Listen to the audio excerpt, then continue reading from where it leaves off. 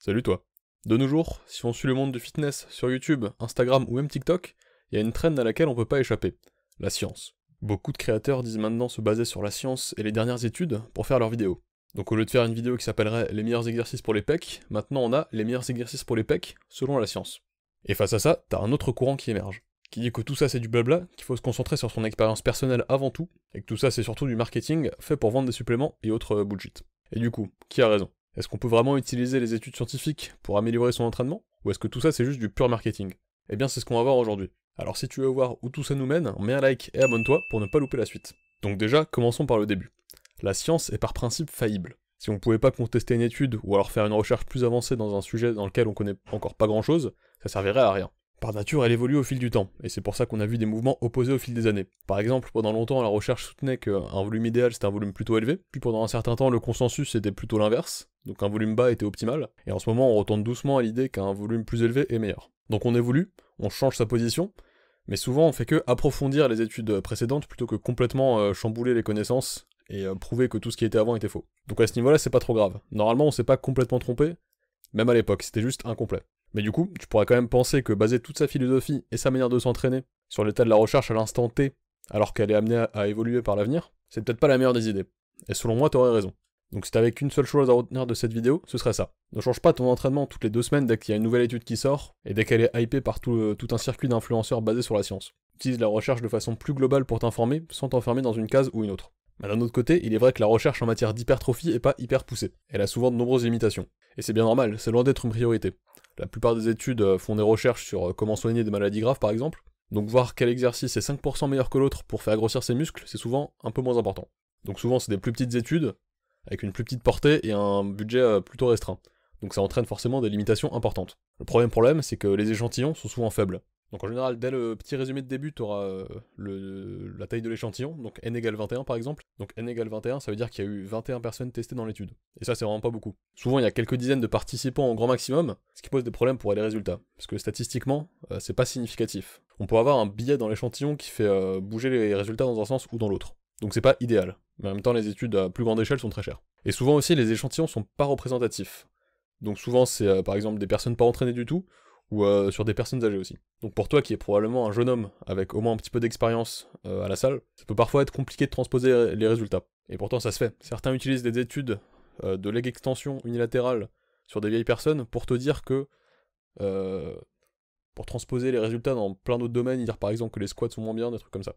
Après les études sont aussi très limitées dans leur méthodologie. Donc déjà leur suivi est souvent très court, donc souvent ils suivent la croissance sur 8-12 semaines ou quelques mois maximum, alors que normalement si tu t'entraînes c'est sur plusieurs années, donc il y a sûrement des résultats qui sont très exagérés par ce manque de suivi chronologique. Il y a aussi souvent des méthodes de mesure qui sont pas idéales. Par exemple à une époque, et encore beaucoup aujourd'hui mais un petit peu moins, on mesurait beaucoup par EMG, donc c'est avec les petits capteurs sur les muscles, sur la peau, qui mesurent en gros l'activité électrique de la zone, et on en tirait des conclusions sur l'hypertrophie. Alors qu'au fil du temps on a compris que c'était pas très corrélé entre l'activité électrique du muscle et l'hypertrophie ensuite. Parce que c'était surtout la contraction qui faisait l'activité électrique, alors que c'était pas forcément ça qui engendrait l'hypertrophie, etc. Donc voilà, il y a des problèmes à ce niveau-là. Souvent, les meilleures études mesurent à plusieurs endroits les muscles, par exemple à 50, 70% et 80%. Donc il y a des méthodes plus fiables que d'autres, mais souvent les mauvaises méthodes sont quand même utilisées. Et après, il y a tout un problème dans les procédures. Par exemple, les sujets qui vont à l'échec, c'est pas toujours à l'échec. On a beaucoup de témoignages de témoins à ces études qui montrent que même quand on dit que les sujets sont allés à l'échec, en vrai pas du tout. Mais du coup, ça change tous les résultats. Donc voilà, il y a des problèmes de méthodologie, en gros.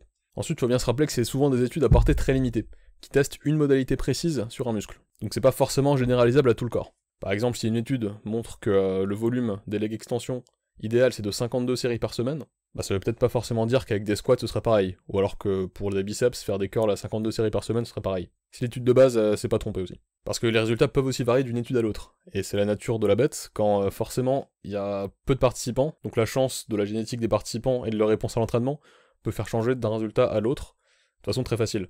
Donc tu peux avoir une étude et une autre qui disent son contraire. Et c'est pour ça qu'il faut se baser sur plusieurs études, mais ça on le verra ensuite. Et donc en lien un petit peu avec tout ça, t'as une énorme variance entre les participants eux-mêmes. Les résultats que tu vois sont qu'une moyenne. Par exemple, il y a certaines études qui comparent le développé couché et les pompes, et si certaines études concluent que par exemple les pompes sont plus efficaces pour l'hypertrophie, bah ça c'est en moyenne. Pour beaucoup des participants, le développé couché était plus efficace, pour d'autres les pompes étaient beaucoup plus efficaces, d'autres juste un petit peu plus efficaces. Il y a une grande variance entre les individus. et donc l'individu qui voit des résultats contraires à la moyenne, bah ça pourrait très bien être toi.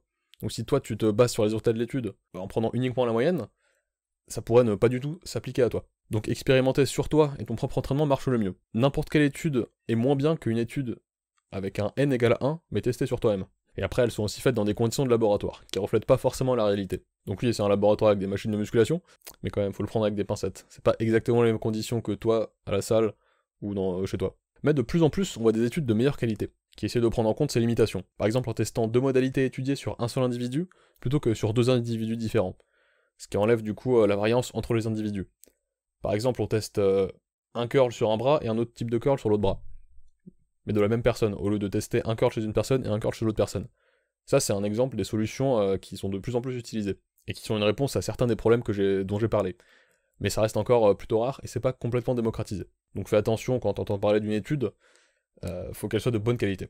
Et du coup, face à ces problèmes, qu'est-ce qu'il faut faire quand on te présente un truc selon la science? Déjà, commençons par ce qu'il ne faut pas faire. Il faut pas prendre une seule étude et totalement changer son entraînement basé que sur ça. Une seule étude, comme on l'a dit, c'est souvent pas très significatif. Elle peut se tromper, elle peut être de mauvaise qualité, et avoir des mauvais résultats basés sur son encadrement, ou sa méthodologie qui était foireuse de base, ou sur le peu de participants qu'il y avait. Donc par exemple, si une étude un petit peu pétée, faite sur 7 sujets âgés, et que tu essayes de l'appliquer à ton entraînement, bah des fois c'est juste mieux d'écouter le vieux gars dans ta salle qui vient te dire que tu fais mal ton développé couché. Tu peux bien sûr utiliser une étude un peu stylée que tu vois pour te donner des nouvelles idées. Par exemple, tester un nouvel exercice qui paraissait sympa dans l'étude ou autre. Je l'ai moi-même fait avec par exemple le Prytro. Mais ne bouscule pas tout d'un coup juste pour essayer d'adhérer à la nouvelle méta, entre guillemets, de l'étude qui vient de sortir. Comme tu le constates, plein de gens, depuis toujours, ont eu des très bons résultats sans faire tout parfaitement à la lettre. Il y a une multitude de chemins possibles pour arriver au même résultat, ou quasiment. Donc c'est toujours plus important de se tenir à quelque chose, à un programme, pas forcément complètement optimale sur le long terme, plutôt que de changer toutes les 2 semaines de routine parce qu'elle paraît plus adaptée et plus parfaite selon le dernier papier qui vient de sortir.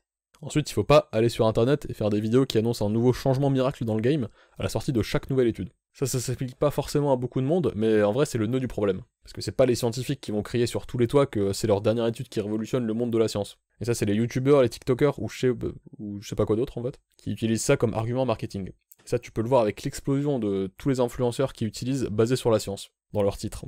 Parce que c'est une stratégie qui marche.